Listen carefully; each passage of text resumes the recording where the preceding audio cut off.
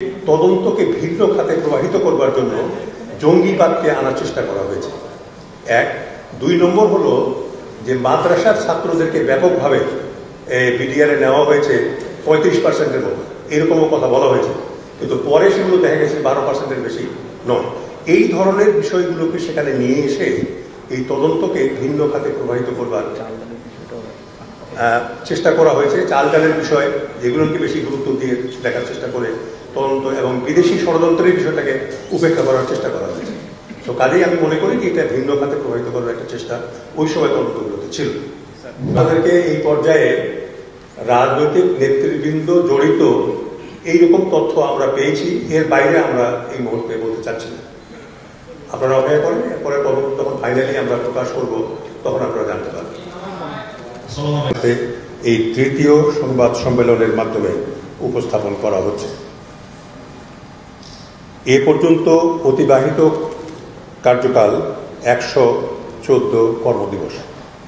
অগ্রগতি। এ পর্যন্ত যে অগ্রগতি সাধিত হয়েছে তা আপনাদের সামনে তুলে ধরছি। শহীদ পরিবারের সদস্যের সাথে মত বিনিময় এবং সাক্ষ্য গ্রহণ। ৬ জনের বিস্তারিত জবানবন্দি নেওয়া হয়েছে। সকল শহীদ পরিবারের সদস্যদের নিয়ে ২টি সম্মেলন করা হয়েছে। সেখানে পরিবারের সদস্যগণ তাদের অভিজ্ঞতা মতামত ব্যক্ত করেছেন। সম্মেলনে সকল ইচ্ছুক সদস্যদেরকে লিখিত বা কমিশনে উপস্থিত হয়ে বিস্তারিত জবানবন্দি দিতে অনুরোধ করা হয়েছে এবং অনেক শহীদ পরিবারের সদস্য ইতিমধ্যেই তা করেছে। বেঁচে ফিরে আসা অফিসারদের জবানবন্দি। 15 জনের সাক্ষাৎকার গ্রহণ করা হয়েছে। এছাড়াও 50 জন বেঁচে যাওয়া অফিসারদের লিখিত জবানবন্দি প্রদান করার জন্য সেনা সদরের মাধ্যমে ব্যক্তিগতভাবে চিঠি দেওয়া হয়েছে। 2টি সম্মেলনে তাদের সাথে সার্বিক বিষয়ে মত বিনিময় হয়েছে। পিলখানার অভ্যন্তরে সংগঠিত অপরাধের ধরন। বেঁচে যাওয়া অফিসার ও তাদের পরিবারের সদস্যদের জবানবন্দি থেকে পিলখানার অভ্যন্তরে ঘটে যাওয়া এক মর্মন্তুদ চিত্র পাওয়া গেছে। অফিসারদের খুঁজে খুঁজে হত্যা করা ছাড়াও তাদের পরিবারের সদস্যদের উপর চালানো হয়েছে অমানবিক নির্যাতন। নারী ও শিশুদেরকে মারধর, সশস্ত্র অবস্থায় হুমকি প্রদান, বাড়িঘর ভাঙচুর, অমানবিক পরিবেশ, খাবার পানি ছাড়া কোয়ার্টার গার্ডে দীর্ঘ সময় আটকে রাখা, রাষ্ট্রের এবং ব্যক্তিগত সম্পত্তির ধ্বংস সাধন, আলামত ধ্বংস, অগ্নিসংযোগ ছাড়াও নানা ধরনের অপরাধ সংঘটিত হয়েছে। প্রাপ্ত তথ্য আরও বিশ্লেষণ করা হচ্ছে। রাজনৈতিক ব্যক্তিবর্গের সাক্ষ্য। 8 জন সংশ্লিষ্ট রাজনীতিবিদদের জবানবন্দি নেওয়া হয়েছে। এর মধ্যে 3 জনের সাক্ষাৎকার জেলে নেওয়া হয়েছে। 3 জন উপস্থিত হয়ে সাক্ষ্য দিয়েছেন। 2 জন পলাতক আওয়ামী লীগ নেতা ইমেইল এর জবানবন্দি দিয়েছেন। সামরিক ব্যক্তিবর্গ। 55 জন সামরিক অফিসার যারা বিভিন্নভাবে পিলখানা ট্র্যাজেডির সাথে সংশ্লিষ্ট ছিলেন বা গুরুত্বপূর্ণ দায়িত্বে ছিলেন তাদের জবানবন্দি নেওয়া হয়েছে। এদের মধ্যে রয়েছেন একাধিক সাবেক সেনা, নৌ ও বিমান বাহিনী প্রধান, বিভিন্ন গোয়েন্দা বাহিনী প্রধান ও অন্যান্য উচ্চপদস্থ কর্মকর্তাবৃন্দ। অসামরিক ব্যক্তিবর্গ। 20 জনের সাক্ষাৎকার গ্রহণ করা হয়েছে। এর মধ্যে রয়েছেন ঘটনার সঙ্গে সংশ্লিষ্ট সাংবাদিক, আমলা ও পূর্বতন তদন্ত কমিটির সদস্যবৃন্দ।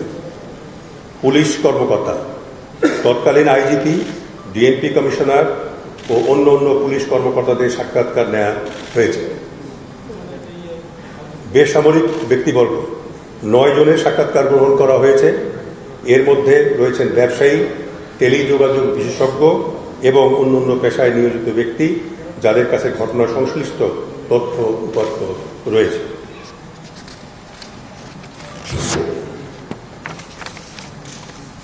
কারাগারে দণ্ডপ্রাপ্ত ব্যক্তিবর্গ। কারাগারে দণ্ডপ্রাপ্ত 25 জন বিডিআর সদস্যের সাক্ষাৎকার নেওয়া হয়েছে। তারা ঘটনার বর্ণনা দিয়েছেন এবং ঘটনার সাথে কারা জড়িত সে সম্পর্কে নানা ধরনের তথ্য দিয়েছে, যেগুলো এখন বিশ্লেষণ করা হচ্ছে। আরও সাক্ষাৎকার গ্রহণের প্রক্রিয়া চলমান। বিডিআর সদস্যদের সাক্ষ্য গ্রহণ। 29 জন কারামুক্ত মিডিয়া সদস্যের সাক্ষাৎকার নেওয়া হয়েছে। মোট সাক্ষ্য গ্রহণ সর্বমোট 158 জনের সাক্ষাৎকার নেওয়া হয়েছে এবং আরও আনুমানিক 50 জনের সাক্ষ্য গ্রহণ বাকি আছে।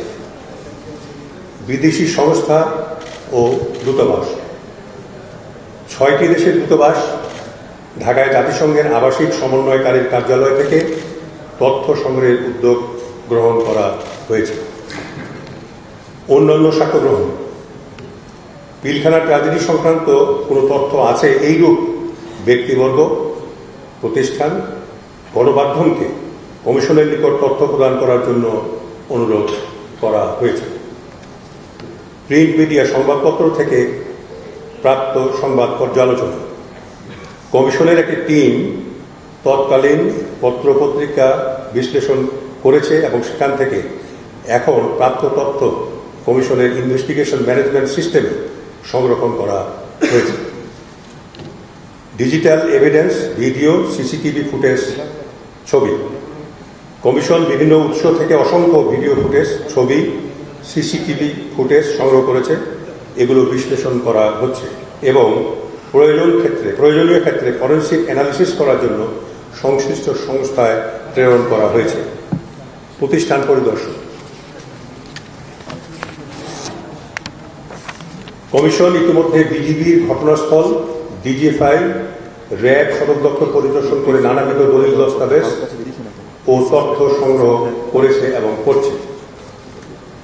বিভিন্ন প্রতিষ্ঠান থেকে পত্রের মাধ্যমে সংগৃহীত তথ্য মোট পত্রলাভের সংখ্যা 25টি সরকারি বেসরকারি সংস্থায় কমিশন তথ্য সংগ্রহের জন্য 316টি পত্র প্রেরণ করেছে, যার মধ্যে 109টির উত্তর পাওয়া গেছে। বাকিগুলোর উত্তর পাওয়ার জন্য কমিশন যোগাযোগ অব্যাহত রেখেছে। সেনাবাহিনী কর্তৃক পরিচালিত কোর্ট অব ইনকোয়ারি 11 জুন 2009 সেনাবাহিনী কর্তৃক পরিচালিত কোর্ট অব ইনকোয়ারি এর মূল প্রতিবেদন বিশ্লেষণ করা হয়েছে এবং সংশ্লিষ্ট ব্যক্তিবর্গের সাক্ষাৎকার নেওয়া হয়েছে এবং আরও অন্তত তদন্ত চলমান রয়েছে। প্রতিবেদনটির আরও বিচার বিশ্লেষণ চলছে।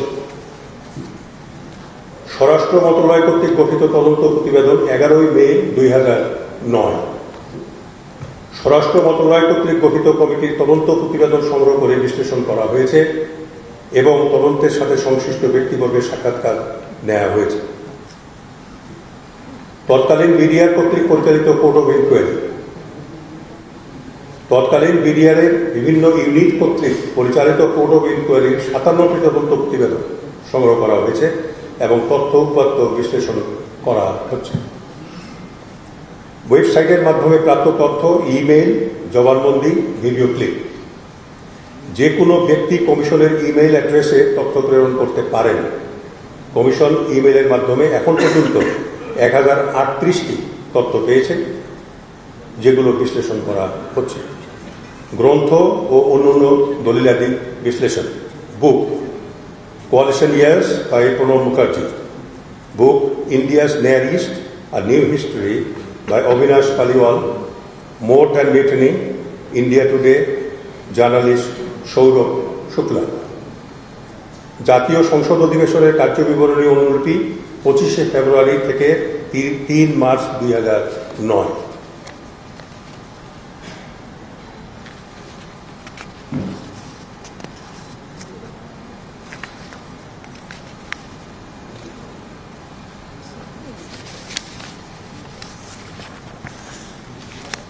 এগুলো ছাড়াও আরও সংশ্লিষ্ট গ্রন্থ, দলিলাদি সংগ্রহ বিশ্লেষণ করা হচ্ছে। প্রাপ্ত তথ্য উপাত্ত থেকে তৎকালীন রাজনৈতিক নেতৃবৃন্দের নানা মাত্রায় সংশ্লিষ্টতার যথেষ্ট তথ্য প্রমাণ পাওয়া গেছে এবং বর্তমানে তথ্য প্রমাণ যাচাই বাছাইয়ের কাজ চলছে। 25-26 ফেব্রুয়ারি 2009 পিলখানায় সংঘটিত এই হত্যাকাণ্ডটি একটি দীর্ঘমেয়াদী ষড়যন্ত্রের ফল হিসেবে কমিশনের কাছে প্রতীয়মান হয়েছে। বিভিন্ন সাক্ষ্য হতে প্রতীয়মান হয় যে রাজনৈতিকভাবে সমস্যা সমাধানের নামে অযথা কালক্ষেপণ করায় এবং সশস্ত্র বাহিনী এবং অন্যান্য আইনশৃঙ্খলা বাহিনী নিষ্ক্রিয় থাকার কারণে বিদ্রোহীরা নির্বিঘ্নে হত্যাকাণ্ড অন্যান্য অপরাধ সংগঠন করতে সমর্থ হয়েছে। 25শে ফেব্রুয়ারি সকাল থেকেই পিলখানার ভিতরে আটকে পড়া অফিসার ও তাদের পরিবারের সদস্যদের বারংবার অনুরোধ ও আপত্তি সত্ত্বেও কোনো ব্যবস্থা নেওয়া হয়নি। এ পর্যন্ত প্রাপ্ত তথ্য উপাত্ত বিশ্লেষণ করে এটা বলা যায় যে তৎকালীন সশস্ত্র বাহিনীর কমান্ড ও আইন শৃঙ্খলা রক্ষাকারী বাহিনীগুলো সময় মতো সিদ্ধান্ত গ্রহণ করেনি এবং অপরাধ সংগঠনের সময় তারা নিষ্ক্রিয় অবস্থায় ছিল, যার ফলে তারা বিদ্রোহ ও হত্যাকাণ্ড প্রতিহত করতে কার্যকরী পদক্ষেপ গ্রহণ করেন।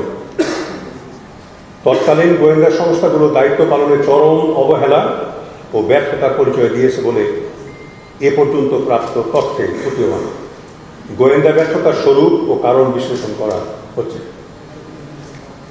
ঘটনা ভিন্ন খাতে প্রবাহিত করা, আলামত ধ্বংস করার প্রয়াস প্রতীয়মান হয়েছে। এর পিছনে দায়ী ব্যক্তি ও সংস্থাগুলোকে চিহ্নিত করা হচ্ছে।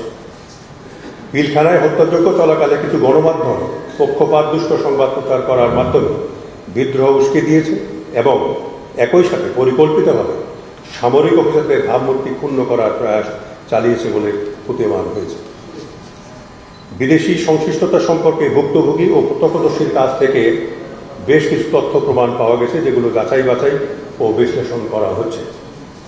এখন পর্যন্ত প্রাপ্ত তথ্য অনুযায়ী কমিশন মনে করে যে সময় মতো সামরিক ব্যবস্থা গ্রহণ করলে এই নৃশংস হত্যাকাণ্ড ও অন্যান্য অপরাধ প্রতিরোধ করা যেত।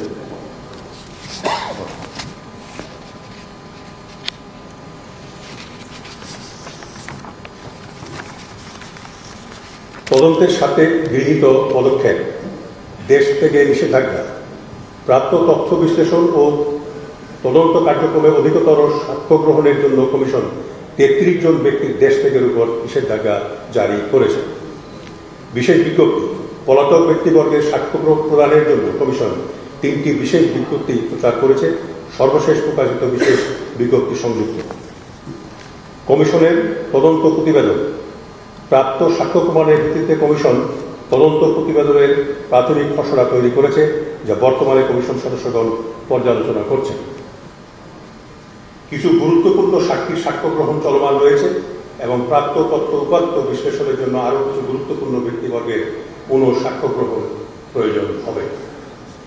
চ্যালেঞ্জ সমূহ, কিছু গুরুত্বপূর্ণ সাক্ষীর সন্ধান পাওয়া যায়নি, তাদের দৃষ্টি আকর্ষণ করে দৈনিক পত্রিকায় একাধিক বিজ্ঞপ্তি প্রচার করা হয়েছে। কিছু দেশি বিদেশি প্রতিষ্ঠানের কাছে চাহিদাকৃত গুরুত্বপূর্ণ তথ্য দলিলাদি এখন পর্যন্ত পাওয়া যায়নি। কমিশন উল্লেখিত তথ্যাদি অনতিবিলম্বে সংগ্রহের চেষ্টা চলছে। সময় বৃদ্ধি, 50-এর অধিক ব্যক্তির সাক্ষ্য গ্রহণ এখনো বাকি আছে। এছাড়া কিছু সংখ্যক ব্যক্তির পুনঃসাক্ষ্য গ্রহণেরও প্রয়োজন হবে। গৃহীত সাক্ষ্যগুলোর পূর্ণাঙ্গ লিখিত রূপ প্রস্তুত, সাক্ষ্য গ্রহণ ও বিশ্লেষণের কাজ চলমান রয়েছে। এটি একটি সময় সাপেক্ষ কাজ। কিছু বিদেশি দূতাবাসের ও সংস্থার সাথে যোগাযোগ করে তথ্য সংগ্রহের চেষ্টা করা হচ্ছে, যার জন্য কিছু সময় প্রয়োজন। এসব বাস্তবতা বিবেচনায় নিয়ে চূড়ান্ত প্রতিবেদন দাখিলের মেয়াদ 30শে সেপ্টেম্বর 2025 পর্যন্ত বৃদ্ধির জন্য অনুরোধ করা হয়েছে।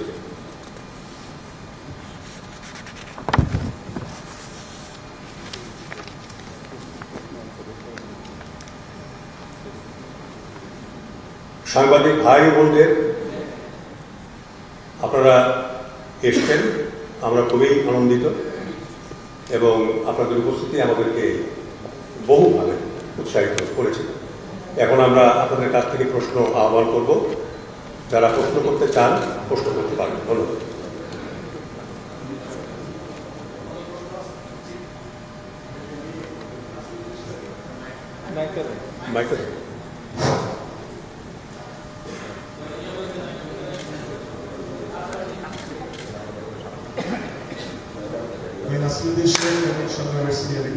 একটু জোরে বলেন। যারা সশস্ত্র বাহিনীর কর্মকর্তা, যারা এর সাথে জড়িত, আপনারা যাদেরকে চিহ্নিত করতে পারছেন, তারা যারা পলাতক আছে বিদেশে, তাদেরকে ফিরিয়ে আনার জন্য কি কি ধরনের ব্যবস্থা নেওয়া হয়েছে বা ইন্টারপোলের রেড অর্ডার জারি করা হবে কিনা। আর একটা হলো যে দুষ্ট লোকজন যারা গণমাধ্যমের সাথে জড়িত, যেসব সাংবাদিক, সেই সাংবাদিকদের বিরুদ্ধে কোনো ব্যবস্থা নেওয়া হবে কিনা, তাদেরকে চিহ্নিত করতে পারছেন কিনা। স্যার, সশস্ত্র বাহিনীর অফিসারদের যারা বিদেশে পলাতক আছে তাদেরকে ফিরিয়ে আনার জন্য কোনো ব্যবস্থা নেওয়া হয়েছে কিনা, আর যেসব দুষ্ট সাংবাদিক পক্ষপাত দুষ্ট সংবাদ প্রচার করেছে তাদের বিরুদ্ধে আপনারা কোনো ব্যবস্থা নেবেন? সরকারকে জানি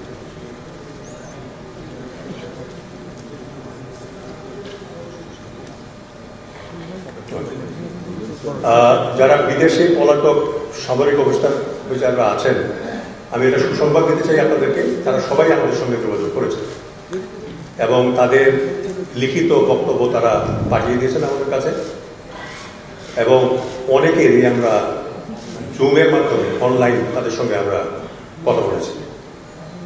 আর যেসব সাংবাদিক আপনার ভুল তথ্য প্রচার করে সেই সময় বিদ্রোহকে উস্কে দিয়েছিল, তাদেরও বক্তব্য আমরা গ্রহণ করেছি এবং আমরা সেই বক্তব্যগুলোকে বিশ্লেষণ করে দেখছি। ধন্যবাদ। আমার নাম আব্দুল লতিফ রানা, দৈনিক সকালের সময় সিনিয়র রিপোর্টার। আমার প্রশ্নটা হচ্ছে যে ঘটনার 4 দিন আগে বিজিবির মাঠে একটা মহড়া হয়েছিল সাউন্ড গ্রেনেড বিস্ফোরণ। সেটা প্রতিপক্ষ মানে বিরোধীদের দমনের জন্য সাউন্ড গ্রেনেড বিস্ফোরণ মানে নিক্ষেপ ব্যবহার করা একটা প্রশিক্ষণ হচ্ছিল। সেখানে কয়েকজন বিদেশি ছিল। এই বিষয়টা কি আপনারা জানেন কিনা বা খোঁজখবর নেওয়া হচ্ছে কিনা? আর একটা বিষয় ছিল যে এই ঘটনার 1 মাস আগে থেকে বিজেপির হেডকোয়ার্টার চারপাশে বিভিন্ন ওয়ালে বা বিভিন্ন বাসে একটা চিকা মারা হয়েছিল MS-13। এটা নিয়ে ওয়েবসাইটের মধ্যে খোঁজ নেয়, একটা রিপোর্ট করা হয়। রিপোর্ট করার পর ধামপুরি থানা পুলিশ 2 জন ছেলে গ্রেপ্তার করে ইংলিশে গেলেন। পরে দেখা গেল যে MS-13টা হলো যে এমন একটা গুপ্তঘাতক যারা এইটা ক্লিন করে তারা খুন হয়, তাদেরকে যারা ক্লিন করে তারাও খুন হয়। এইভাবে 4 পর্যায়ে 4টা স্টেপ পর্যন্ত তাদের কোনো অস্তিত্ব থাকা যায়। এই বিষয়টা আপনারা নজরে রাখবেন। স্যার, কিছু তথ্য দিচ্ছে যে বিজেপি মাঠে সাউন্ড গ্রেনেড বিস্ফোরণ হয়েছিল এবং কিছু ওয়াল রাইটিং হয়েছিল, যে ওয়াল রাইটিংগুলো একটা গুপ্তঘাতক সংস্থা নাম নির্দেশ করে। এটার নাম আমরা আসলে এই ধরনের তথ্য কিছু পাচ্ছি, তথ্যগুলো আমরা বিশ্লেষণ করে আপনি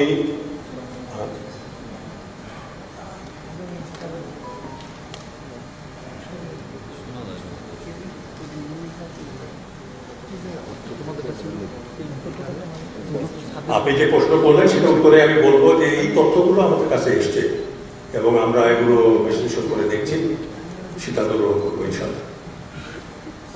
আসসালামু আলাইকুম, আমার নাম সবুজ মাহমুদ, আমি একাত্তর কাছে সময় পাবেন।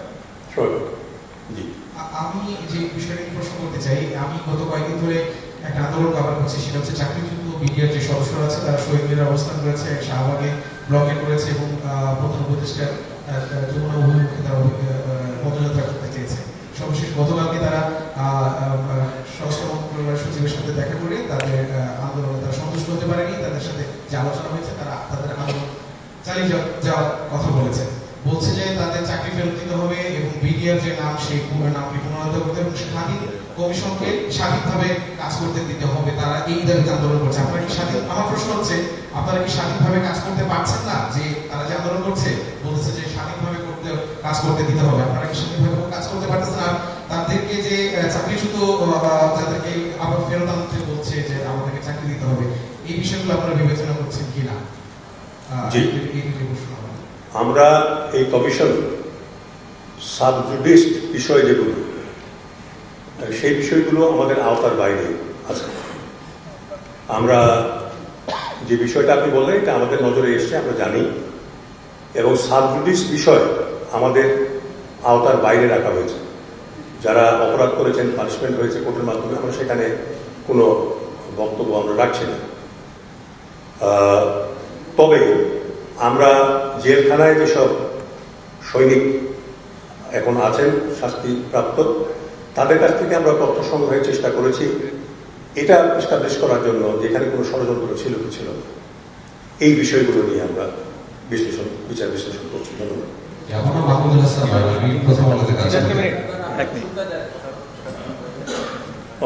আরেকটা কথা আপনাকে বলি, আমরা স্বাধীনভাবে তদন্তের কাজ করছি, আমাদের উপরে কোনো চাপ নাই, তবে একটা চাপ আছে, সেটা হলো কাজের চাপ। এটা 16 বছর পরে, 16 বছর চলছে এটা, 2009 আর 2025, অনেক তথ্য উপাত্ত হারিয়ে গেছে, নষ্ট হয়ে গেছে, মানুষ মরে গেছে, বিদেশে চলে গেছে, এবং স্মৃতিশক্তি মানুষের লোপ পেয়ে গেছে, অনেকেই বলতে পারেন না।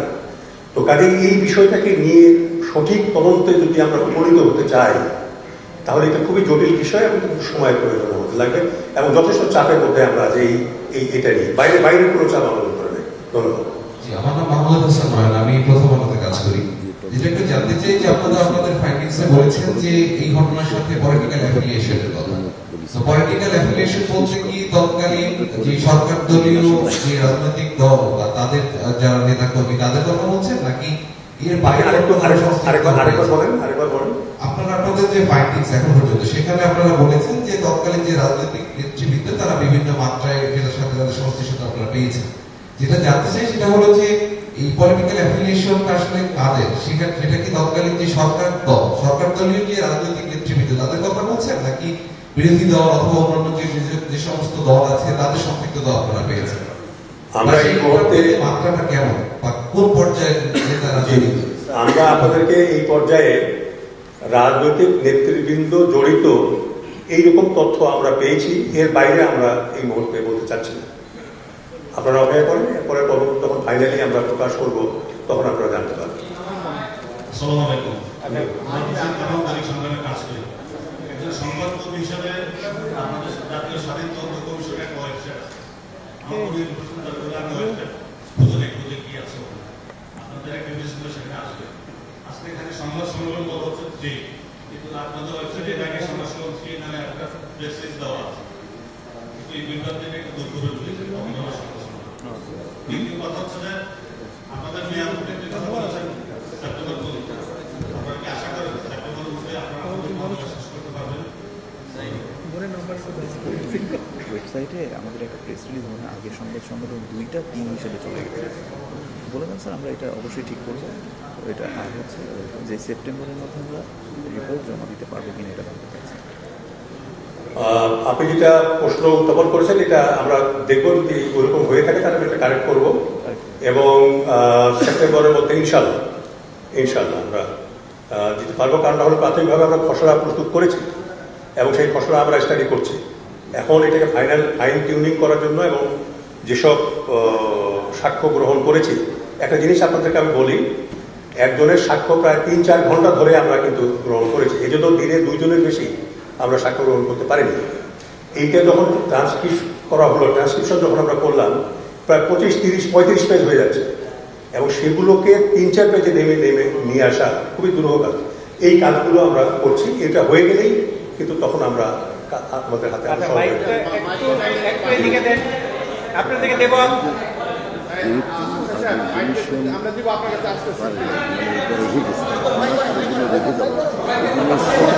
ওটা বলবো। আরো প্রশ্ন অপেক্ষা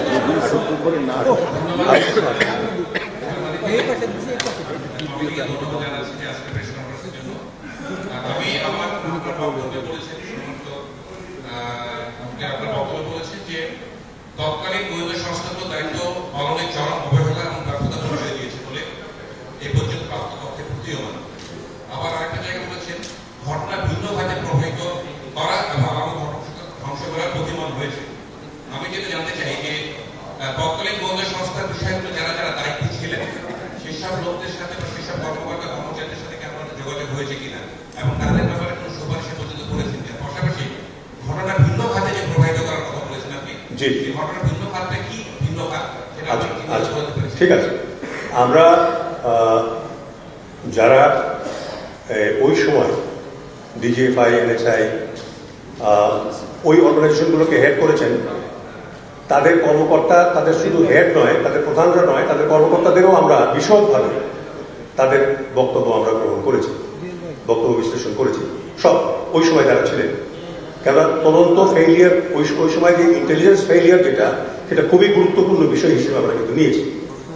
আর আরেকটা বিষয় যেটা আপনি বললেন যে ভিন্ন খাতে প্রভাবিত করা, আমাদের আগে দুইটা তদন্ত কমিটি, একটা তদন্ত আদালত হয়েছিল জেনারেল জাহাঙ্গীর, বর্তমানে যিনি স্বরাষ্ট্র উপদেষ্টা, মাননীয় স্বরাষ্ট্র উপদেষ্টা, তার নেতৃত্বে। আরেকটা হয়েছিল আনিসুজ্জামান সাহেব, এডিশনাল সেক্রেটারি, তার নেতৃত্বে একটা তদন্ত কমিটি, জাতীয় তদন্ত কমিটি হয়েছিল। এই দুটোরই আমরা কালেক্ট করেছি প্রতিবেদন, এবং আমরা খুব গভীরভাবে এগুলো বিশ্লেষণ করেছি। সেখানে আমরা দেখতে পেয়েছি যে তদন্তকে ভিন্ন খাতে প্রবাহিত করবার জন্য জঙ্গিবাদকে আনার চেষ্টা করা হয়েছে, এক। 2 নম্বর হলো যে মাদ্রাসার ছাত্রদেরকে ব্যাপকভাবে বিডিআরে নেওয়া হয়েছে 35%-এর মতো, এরকমও কথা বলা হয়েছে, কিন্তু পরে সেগুলো দেখা গেছে 12%-এর বেশি নয়। এই ধরনের বিষয়গুলোকে সেখানে নিয়ে এসে এই তদন্তকে ভিন্ন খাতে প্রবাহিত করবার চেষ্টা করা হয়েছে। চাল ডালের বিষয়, যেগুলোকে বেশি গুরুত্ব দিয়ে দেখার চেষ্টা করে তদন্ত, এবং বিদেশি ষড়যন্ত্রের বিষয়টাকে উপেক্ষা করার চেষ্টা করা হয়েছে। তো কাজেই আমি মনে করি যে এটা ভিন্ন খাতে প্রবাহিত করার একটা চেষ্টা ওই সময় তদন্তগুলোতে ছিল। ধন্যবাদ। এবং আরেকটা বিষয় হলো যে মিলিটারি অপারেশন এখানে করা হয়নি, এই কথা বলা হয়েছিল ওই সময় যে কোলাটেরাল ড্যামেজ বেশি হবে, মানুষ মারা যাবে, বিল্ডিং ধ্বংস হবে, এই হবে। তো কাজে এইভাবে বলেও কিন্তু এই তদন্তগুলোকে ভিন্ন খাতে প্রবাহিত করার চেষ্টা করা হয়েছে। কিন্তু একটা কথা আপনাদেরকে আমরা বলে রাখি, ওই দুটো তদন্ত প্রতিবেদনে বলা হয়েছে আরো তদন্ত প্রয়োজন, আরো তদন্ত প্রয়োজন, আরো তদন্ত প্রয়োজন, প্রায় সব ক্ষেত্রে। কিন্তু আমরা এই কথা বলবো না, আমরা ফাইনাল উত্তর দেব, চূড়ান্ত উত্তর দেব। এটা যেহেতু চূড়ান্ত একটা জাতীয় তদন্ত কমিশন, এরপরে কোনো কমিশন হওয়ার সম্ভাবনা আছে বলে আমি মনে করি না। কাজেই আমরা ফাইনাল উত্তর দিয়ে যাবো আপনাদের যে কি ঘটেছিল। ধন্যবাদ। সেটাই বলবো, সেটাই তো বলা হবে। জি, এই জন্য আমরা সেটাই বলবো। অনেক কিছু করা হয়নি, অনেক কিছু করার সুপারিশ ওখানে অনেক সুপারিশ ওখানে ছিল, যেগুলো পরবর্তীতে বাস্তবায়িত করা হয়নি।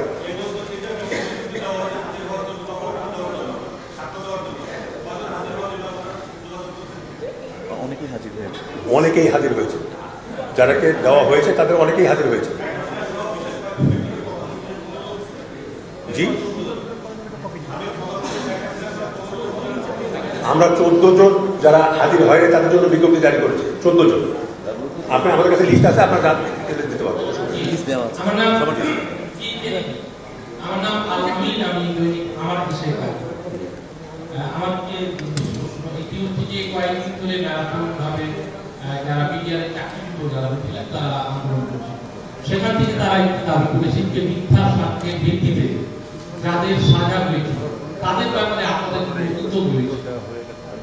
মিথ্যা সাক্ষ্য পাশাপাশি এর আগের সংবাদ সম্মেলনে আপনারা বলেছিলেন যে ভারতে পালিয়ে যাওয়া শেখ হাসিনা আপনারা বক্তব্য নেবেন এটি, এবং ভারতীয় দূতাবাসের সঙ্গে যোগাযোগ করে আপনারা কথা বলেছেন, সেই বিষয়টি আপনারা পাশাপাশি ছোট্ট একটু সংযুক্ত বিষয়, সেটি হচ্ছে যে পিলখানা হত্যাকাণ্ডের সময় ওই সময় ভারতীয় কয়েকটি মিডিয়া ব্যাপক প্রোপাগান্ডা চালিয়েছিল তাৎক্ষণিকভাবে, যখন বাংলাদেশের কোনো মিডিয়া বিষয়টি জানেনি, সেই বিষয়টি আপনাদের আমলে রয়েছে। আপনাকে ধন্যবাদ। আপনার প্রশ্নের জবাব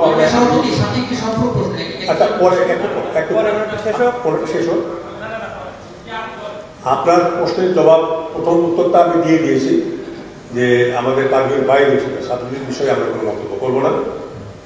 তবে বাইরে যারা পালিয়ে আছেন, আমরা কয়েকটা দূতাবাসের কর্মকর্তাদের সঙ্গে আলোচনার জন্য পররাষ্ট্র মন্ত্রণালয়কে আমরা পত্র দিয়েছি, বিষয়টা খুঁটিয়ে দিয়ে আছে, ওটা পাওয়ার পরেই আমরা কথা বলবো। আমাদের নজরে সবকিছুই আছে, আমরা সবকিছুই দেখছি।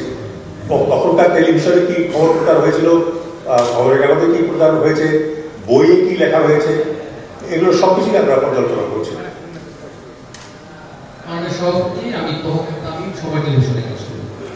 প্রশ্ন হচ্ছে যে আপনারা যে প্রেস বিজ্ঞপ্তি দিয়েছেন সেখানে স্বাক্ষর প্রদানের জন্য আহ্বান জানিয়েছেন 14 জন ব্যক্তির নাম এখানে উল্লেখ করেছেন, সাবেক প্রধানমন্ত্রী সহ, শেখ হাসিনা সহ। এই বিষয়টা নিয়ে কিছু বলতে হবে। জি, 14 জন ব্যক্তির নাম এখানে বলা হয়েছে, তাদের সাক্ষ্য প্রদানের আহ্বান জানিয়েছেন আপনারা, সাবেক প্রধানমন্ত্রী শেখ হাসিনা সহ। এই বিষয়ে কি বলবেন? এরা খুবই গুরুত্বপূর্ণ সাক্ষী হিসেবে আমাদের কাছে, সাক্ষী হিসেবে খুবই গুরুত্বপূর্ণ। কাজে এদের সাক্ষ্য আমরা এখন পর্যন্ত দিতে পারিনি। 2 জন পালিয়ে থাকা রাজনীতিবিদ তারা ওয়েবসাইটের মাধ্যমে ইমেলের মাধ্যমে তাদের সাক্ষ্য দিয়েছেন। বাকিগুলো আমরা এম্বাসিতে যদি যেতে পারি তাহলে আমরা সেই যেখানে তারা আছে সেই এম্বাসির কর্মকর্তাদেরকে অনুরোধ জানাবো তাদেরকে হয় লিখিত বক্তব্য তাদের আমার কাছে উপস্থাপন করুন, কিংবা তাদেরকে অনলাইন করলে আমরা তাদের সঙ্গে কথা বলবো। এটা খুবই দিন আছে। জি স্যার, আমার নাম পার্থ রহমান, আমি বৈশাখী টেলিভিশনের সিনিয়র রিপোর্টার। আমার 2টি প্রশ্ন। প্রথম প্রশ্ন হচ্ছে যে আপনার 16 বছর ধরে যে মিডিয়া এই কাঞ্চনজঙ্ঘা হত্যাকাণ্ডের আপনার বিচার করছেন, এটা যদি সঠিকভাবে বিচারটা করতে পারেন এটা আমরা খুবই আনন্দিত হব, যদিও এটা অত্যন্ত মর্মান্তিক একটা ঘটনা ছিল। আপনারা কি মনে করছেন যে 16 বছর পর, আপনি নিজেও বলেছেন যে অনেক আলামত হারিয়ে গেছে, এই আলামত হারিয়ে যাওয়া আরো নানা ধরনের চাপ সবকিছু সামনে আপনারা সঠিক আপনার কি তদন্ত আপনারা রিপোর্ট দিতে পারবেন কিনা, আপনারা কি মনে করছেন? আর আপনি একটু আগে বলেছেন যে 2 জন রাজনীতিবিদ যারা বিদেশে পলাতক তারা তাদের সাক্ষ্য দিয়েছে ইমেইলে, সেই 2 জন রাজনীতিবিদের নাম কি আমরা জানতে পারি? ধন্যবাদ।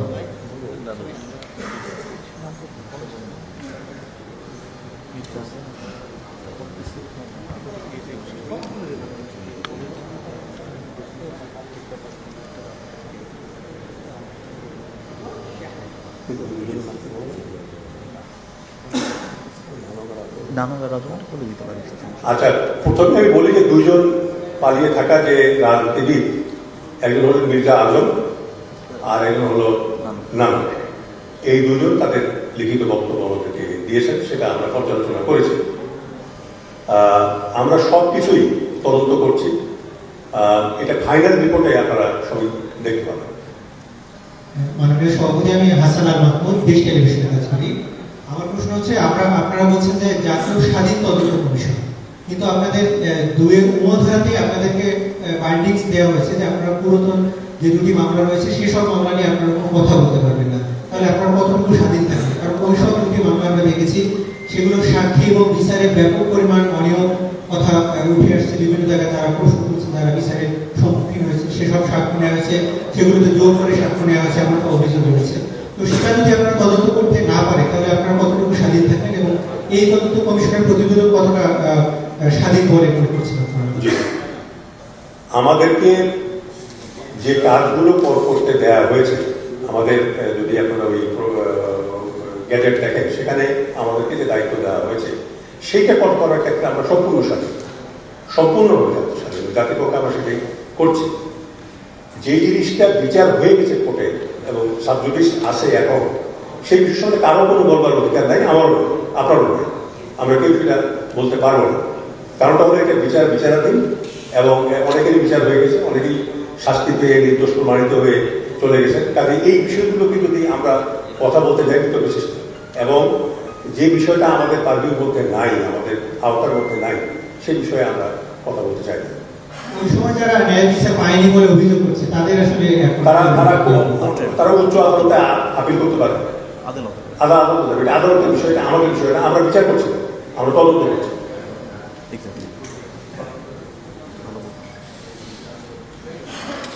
যে আমি তরিক শিবলি চ্যানেল আছে কাজ করি। আমি কারাগারে বেশ কিছু মিডিয়া সদস্যের সঙ্গে দেখা করেছি এবং কথা বলেছি। এর মধ্যে একজনের নাম হচ্ছে রাসেল, তার হচ্ছে ইউটিউবে যে ফুটেজগুলো আমরা এখন দেখি, তার হচ্ছে পিলখানার গেটে লাল কাপড় বাঁধা যে ছেলেটা, সেটা। তো এই রাসেলের সাথে যখন আমি কথা বলি তখন সে আমাকে প্রশ্ন করেছিল যে বাংলাদেশে এই ধরনের ইভেন্টের মধ্যে অস্ত্রের মধ্যে পিন কি থাকে, এবং জিজ্ঞাসা করেছিল আমি সাধারণ সৈনিক, আমার কাছে কেন গুলি থাকবে। এবং আমি যখন বলেছিলাম যে আপনারা তো অস্ত্র গুদামটা ভেঙে ভিতরে ঢুকেছেন, তখন সে আমাকে প্রশ্ন করেছিল গুদামটা তখনই মানে অস্ত্রাগারটা তখনই ভাঙা হয়েছিল যখন হচ্ছে দীর্ঘ সময় পার হয়ে গেছে এবং সৈনিকরা নিজেরাই জানে না তারা কি করছে।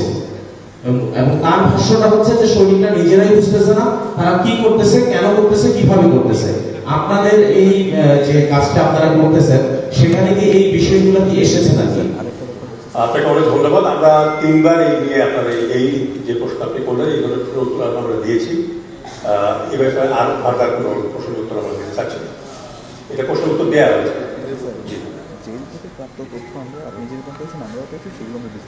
আর তাছাড়া জেল থেকে যে তথ্য আমরা পেয়েছি, আমি এর আগেও বলেছি, সেগুলো আমরা বিশ্লেষণ করে দেখছি।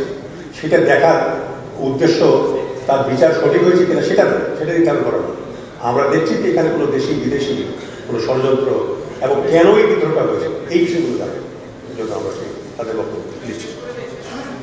Thank you.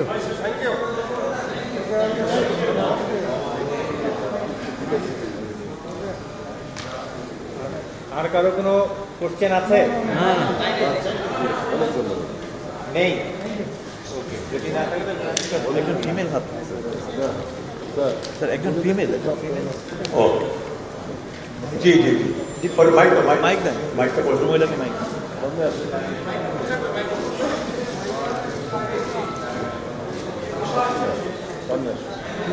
প্রশ্ন করবেন কি কেউ আছে? আছে আছে, ওই যে ভদ্রমহিলা, ওই যে একজন আছে। হ্যাঁ, ওটাতে মাইকটা সামনে ছিল।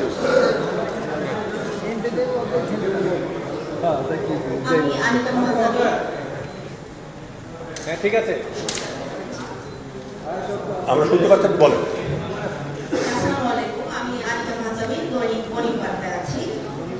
কিছুদিন আগে আমি ব্রিগেডিয়ার হাসান নাসির সাহেবের একটা সাক্ষাৎকার নিয়েছিলাম। তো সেই সাক্ষাৎকারে উনি বলেছিলেন ওই সময় যে 25 তারিখ রাতের বেলা 4টা আনরেজিস্টার্ড অ্যাম্বুলেন্স বিডিআর বিদ্রোহ পরিকল্পনার সময় রাতের বেলা বেরিয়ে গেছে এবং তারপর ওই দিন ধারণা করা হয় ওই অ্যাম্বুলেন্সগুলো থেকে যারা ছিলেন ওনারা মূল কিলার ছিলেন এবং যারা ওই সময় প্লেনে উড্ডয়নের মাধ্যমে দেশ ত্যাগ করেছিলেন।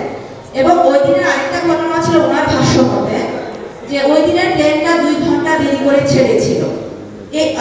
উনি নিজেও নিশ্চিত না প্লেনটা কেন দেরি করে ছেড়েছিল বা এর সঙ্গে মূল কিলারদের দেশ থেকে কোনো কিছু জড়িত আছে কিনা। তো এই ধরনের কোনো বিষয়কে আপনারা পেয়েছেন কিনা, যেটা আপনি অলরেডি বলেছেন আপনিও দেশের বাইরের কোনো শক্তি এখানে জড়িত আছে কিনা সেই বিষয়টি নিয়ে আপনারাও গবেষণা করছেন বা অনুসন্ধান করছেন, সেই বিষয়ে আপনারা কতটুকু পেয়েছেন এখন পর্যন্ত? ধন্যবাদ। আপনাকে অনেক ধন্যবাদ। আমার মনে হয় একমাত্র মহিলা সাংবাদিক আমাদের তাদের প্রশ্ন করলেন, আরও আছেন তারা করেননি। যাই হোক, আমি ধন্যবাদ জানাই ওনাকে। আমরা এই ধরনের তথ্য আমাদের কাছে আছে।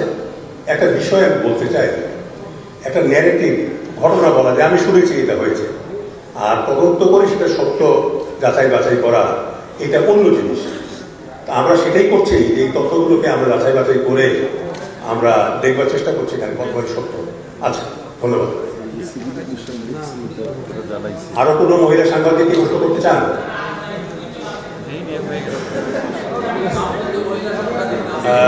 সাংবাদিক ভাই ও বোনেরা, আপনাদের ধন্যবাদ জানাচ্ছি।